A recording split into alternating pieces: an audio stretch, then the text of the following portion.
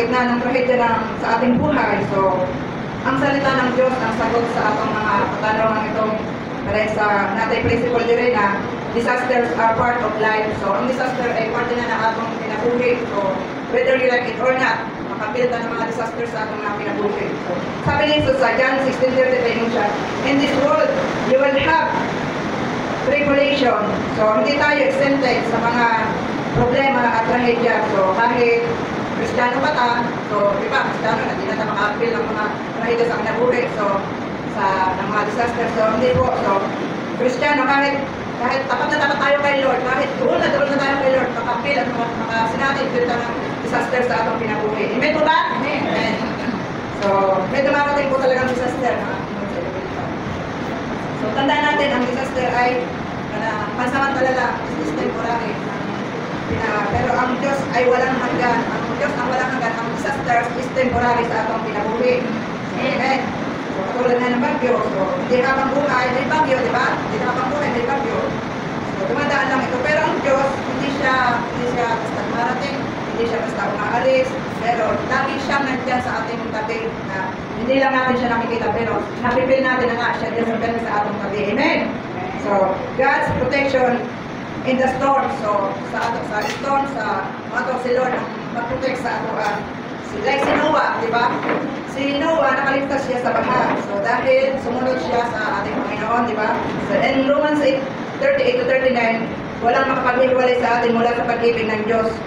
Hindi kamatayan, hindi kapaghatian, hindi sakuna. Di ba? Walang makapaghiwalay, hindi sakuna. So, disaster can draw us closer to God.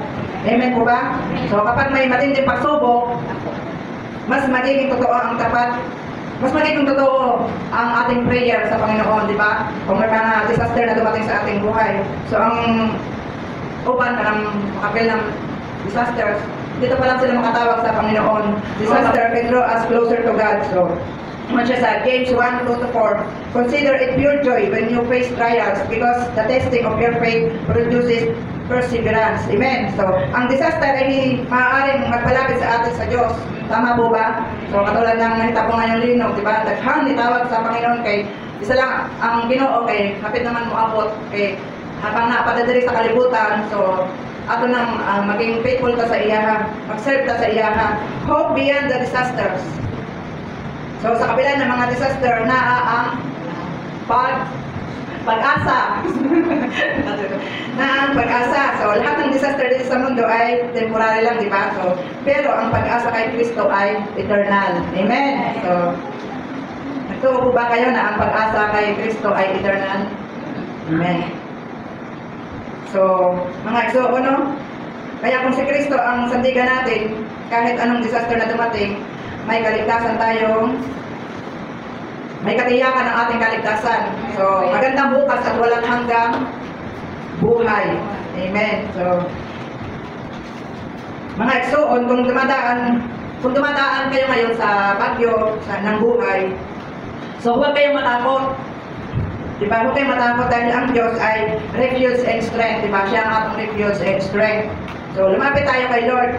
Mas mag-pray. Nagtaga natin atong, kung dili ta pala ang buo sa una, karon mahimo na tang ang buon. So, mag-pray, trust Him, magtiwala tayo sa Kanya. So, maging source of comfort sa uban, sa iba, maging source of comfort.